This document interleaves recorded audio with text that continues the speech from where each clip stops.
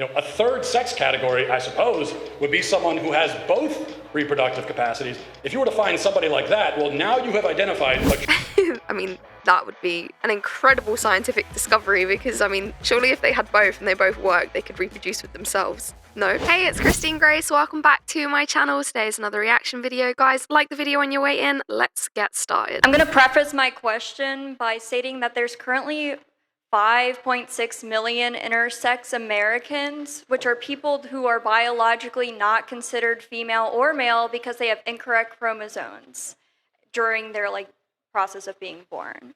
So my question is, why do you personally not support gender-affirming care when a majority of those who are seeking gender-affirming care are intersex individuals, considering that there are double the amount of intersex people that are Americans and adults than there are trans people? And why are you fueling the rights ideology of this trans panic when considering that this healthcare that isn't even really for trans people, they just happen to use it, is more for other issues? And by doing so, you're limiting people who are suffering to get those actual treatments that they need. Okay, so let's just go through a couple points here. First of all, you're saying that the so-called gender-affirming care is not for trans people. So just for the sake of argument, what if I said, okay, I agree with everything you said, gender-affirming care should be available for intersex people, but not trans. Can we agree on that then? Yeah, I would agree, but the laws that you're supporting don't. That's why I'm asking the question. That's actually not accurate. Have you looked at the legislation? Yeah, can I respond to you really quick? Well, let me finish asking my question. What specific law would prevent someone with a genetic anomaly or a deformity from seeking some kind of medical care or plastic surgery?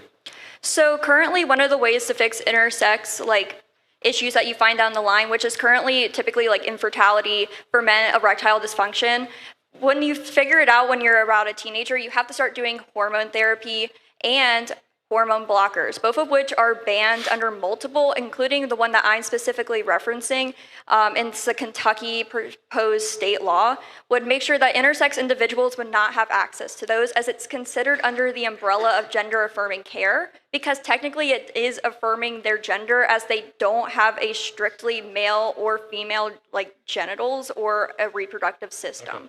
Okay. I have to confess, I'm skeptical of your reading of the Kentucky law. I have not read the exact language of that law myself, so I can't say for sure that you're wrong about that. What I do know is that, what I can speak to is the Tennessee law, for example, where I'm from, which bans these procedures, castration, mutilation, specifically mentions that if someone has an actual valid medical issue, then obviously they don't apply. It's the same thing as, we should ban cosmetic double mastectomies for gender confused women. Obviously, if you have breast cancer, you need a double mastectomy, then you would not be forbidden from getting that. It's very easy to write that language into the law. Now, that's the first thing. Going to your point about intersex, a couple of points here, a couple of things you said that I think aren't true. The first is you said, how many intersex people? There's currently, the United States clarifies in their census that there is 5.6 million Americans, which is double the amount of trans adults in the United States. 5.6 million. Do you know how, for that figure, to arrive at that figure, do you know how intersex is defined?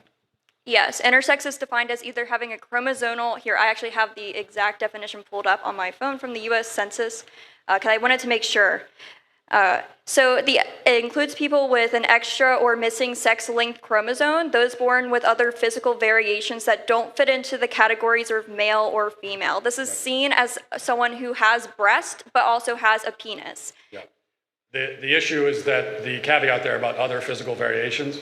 So one thing that you should be aware of is that the actual number of intersex people has been, over the years, drastically inflated. And one thing that they've done is they've included, for example, a male who has an abnormally small penis size, for example, can be included as intersex under current definitions of the term.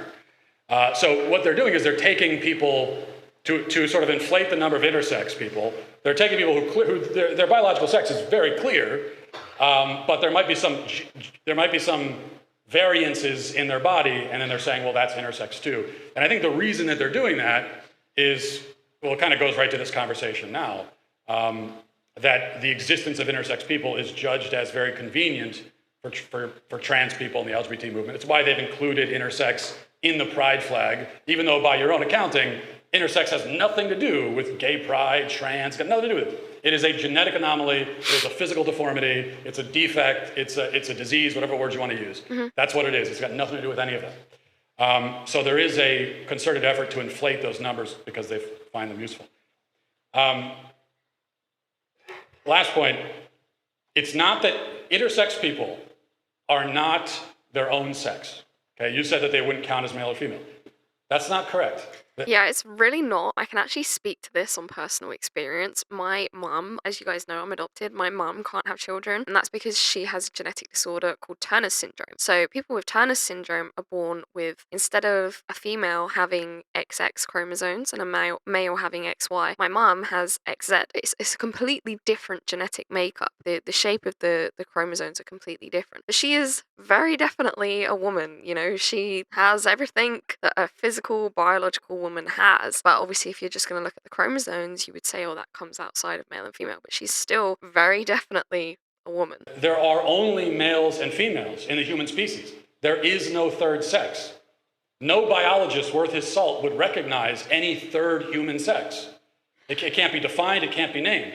An intersex person, an intersex individual is a man or a woman whose biological sex, for this small minority of people, is harder to determine because of genetic anomalies that may affect, for example, their sex organs. But they're still male or female. Okay, there are only male or female gametes, ova or sperm. That's all that there are. There are no other options. You see what I'm saying? Yeah, can I ask a follow-up question really quick? Sure. Someone said no, but I'm going to say yes. Okay. So, you said that it's either male or female. It's just harder in determining what it is. But in this time frame, would you say that there is technically a fluid system of what could be considered male and what could be considered female, such as with real-life examples, people who do have breasts that look like female breasts, but they do have a penis? Would you say that that is a man? There's a very good system for determining if there's a male or female, and it's right almost every time. I mean, it's right 99.9% of the time. It's only for a small minority of genetic anomalies that there's any kind of issue at all. Now, you just gave the example of someone with breasts and a penis. Well, again, you're taking a hypothetical person. I would need an actual individual, and depending on how they look, that shows how deep we sort of have to go to figure out what their actual biological sex is. But, you know, I will say that a male who develops breasts is obviously still a male. The last point I'll make about this is that another way of looking at it, there's no third sex, right? And the way that we know that is because there is no category of person who has the reproductive capacities of both male and female. So you either have the reproductive capacity of male or you have it of female, or you're supposed to have the reproductive capacities of a male, but you don't because of a disease, or female, but you don't because of a disease. Yeah, I mean, that's what it is with Turner syndrome. Turner syndrome is very rare. And like with my mum, for example, she has all of the physical parts necessary to reproduce, but due to this difference in her genetic makeup and obviously how that affects her hormones, it's not just her hormones that it affects her entire health, her entire physique, the way she looks. Typically, people with Turner syndrome are shorter, they have broader shoulders, they tend to have broader necks as well. But yeah, she has everything that she should have. It's just that unfortunately she can't reproduce, but the parts are still there is the point. There's no like there's nothing alien, there's nothing that shouldn't be there. You know, a third sex category, I suppose, would be someone who has both reproductive capacities. If you were to find somebody like that, well, now you have identified a I mean, that would be an incredible scientific discovery, because I mean, surely if they had both and they both worked, they could reproduce with themselves. No? true third sex individual, someone who does not fall under the category of either male or female.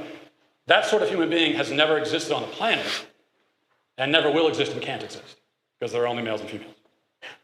Thank you. I think you hit the nail on the head. What do you think? Why don't you let me know in the comment section below. If you like this video, please do give it a thumbs up on your way out and be sure to subscribe to the channel to keep up to date with all of my videos, and I will see you in the next one. Take care.